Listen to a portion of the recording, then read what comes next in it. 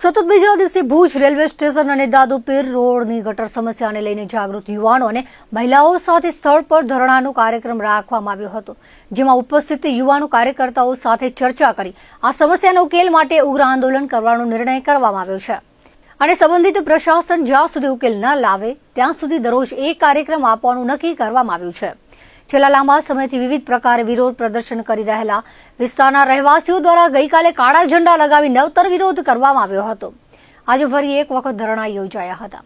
સામાજિક કાર્યકર મોહમ્મદ લાખાએ જણાવ્યું હતું કે મુખ્ય અધિકારીની બદલી બાદ આ વિસ્તારમાં કામગીરી સંપૂર્ણપણે બંધ કરી દેવામાં આવી છે, જેથી કેટલા દિવસોથી હેરાન થયેલા લોકોએ આંદોલન કરવાની ચીમકી ઉચ્ચારી હતી। આગામી દિવસોમાં સમસ્યાના નિરાકરણ માટે આયોજન અને ચોક્કસ ખાતરી આપવામાં નહીં આવે તો ત્યાં સુધી વિવિધ પ્રકારે આંદોલન કરતા રહેવાનું નક્કી કરવામાં આવ્યું છે। વિસ્તારના શેખ ફળિયા, બાબા દયાળુ નગર, વઢિયારા વાસ સહિતના વિસ્તારોમાં ગટરની સમસ્યા માથાના દુખાવો બની છે। લોકોના ઘરોમાં અને આંગણામાં ગટરનું પાણી ભરાયેલું રહે છે, ત્યારે તંત્ર માત્ર થઈ જશે તેવી વાતો કરી રહ્યું છે, ત્યારે તાત્કાલિક ધોરણે આ સમસ્યાનું નિરાકરણ લાવવા માંગ કરાઈ છે। સતત બીજા દિવસે ગઈકાલે અમે કાળા વાવટા લગાડીને પ્રશાસનને જગાડવાનો પ્રયત્ન કર્યો। આજે અહીંયા એક પ્રતિક અડધા કલાક માટે ધરણાનો કાર્યક્રમ રાખ્યો છે અમે, અને એ ધરણાના માધ્યમથી અમે લોકોમાં જાગૃતિ આવે કે આ આપણો મુદ્દો છે, આ મુદ્દા માટે આપણે પોતે જાગૃત થવું પડશે, અને જ્યાં સુધી જાગૃત થઈને જો આપણા હકની અધિકારની લડાઈ આપણે નહીં લડીએ તો આપણી કોઈ પણ સમસ્યાનો ઉકેલ ક્યારે પણ આવશે નહીં। એના માટે આજે અમે અહીંયા પ્રતિક ધરણા શાંતિપૂર્વક કરી રહ્યા છીએ।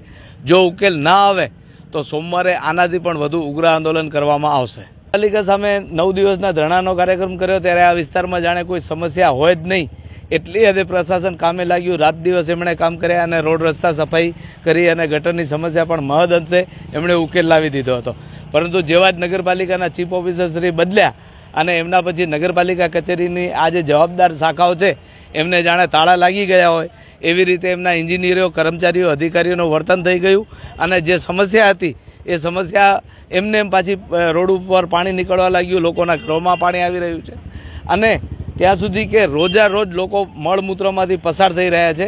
એમના ઘરમાં આવવા જવાના રસ્તાઓ જે છે એ બંધ થઈ ગયા છે।